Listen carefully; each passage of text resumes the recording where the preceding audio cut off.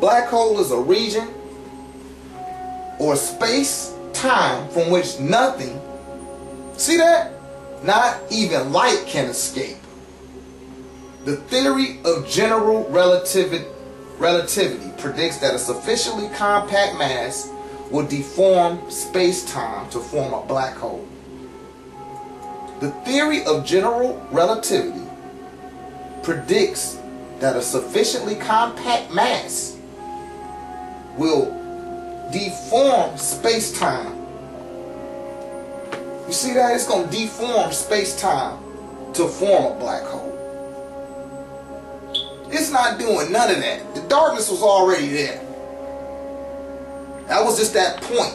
Anywhere you see a dark hole, what they call it a black hole, anywhere you see that black hole at, you know that that's a point in time.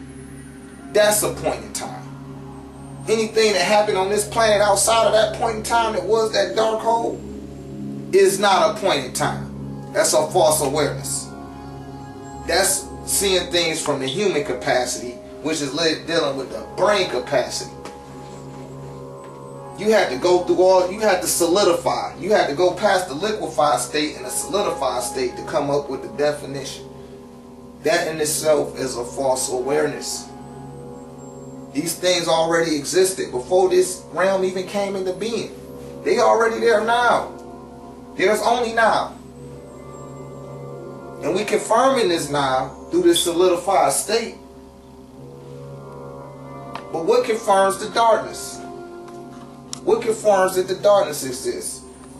Light. The light can't confirm that the darkness exists, but the darkness can confirm that the light exists, because the light came from it. The light trying to catch up to the darkness.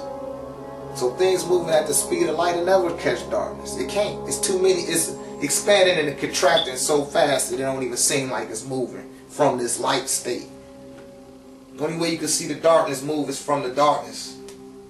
And you're going to have to tap into oneness in order to tap into that state of darkness.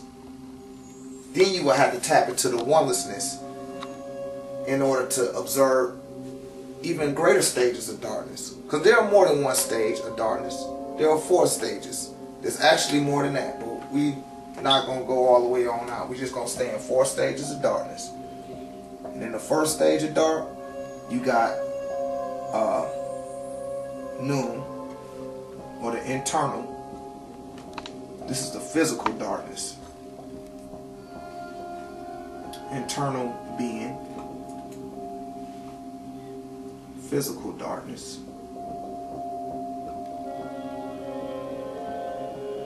When we're talking about darkness, we're talking about space and time unaffected by light. It's not being touched by light. In other words, it's not using light in order to calculate time. Then you have quarks. Got a quark stage. Then you have biaps. Then you have Zales or Zales, like the diamond jewelry. In order for you to get to that oneness, to tap into that quark stage, you have to tap into the oneness. You can only do that from the noon in this light dimension. That oneness that you're going to tap into is based on the oneness of all internal beings, physical darkness.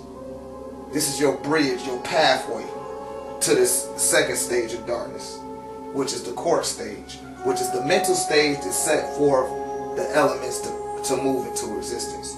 These quarks, this quark stage is composed of ions. And you see the ions, the ionosphere.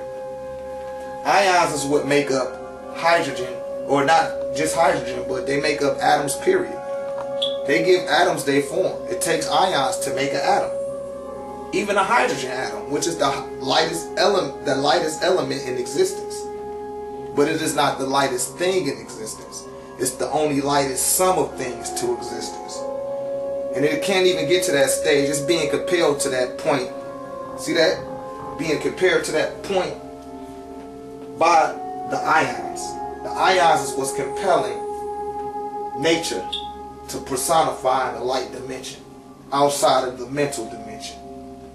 And as things start to personify from this quark state back into this noon state, which is the dark state, or the last stage in darkness before you enter into a light state where you are calculated by time, space,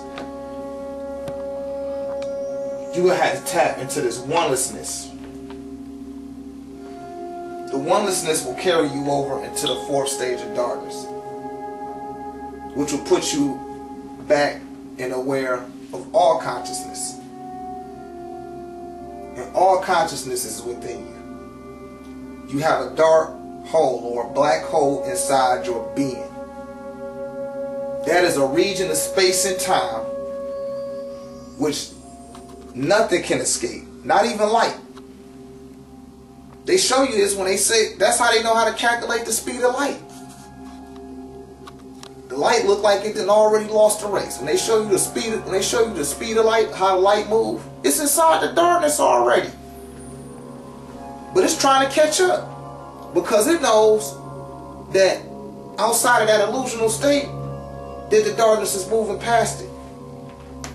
And it can't do nothing in order to keep up with that darkness. All it can do is exist within it. You have a light existing within you that's trying to catch up to that dark sun that you are. This is the illusional self, or this is the light ether self that personifies into this physical stage by use of these gases. Because it takes gases in order for your spirit to personify here. Your soul is not going to personify here. The best you're going to get is your spirit.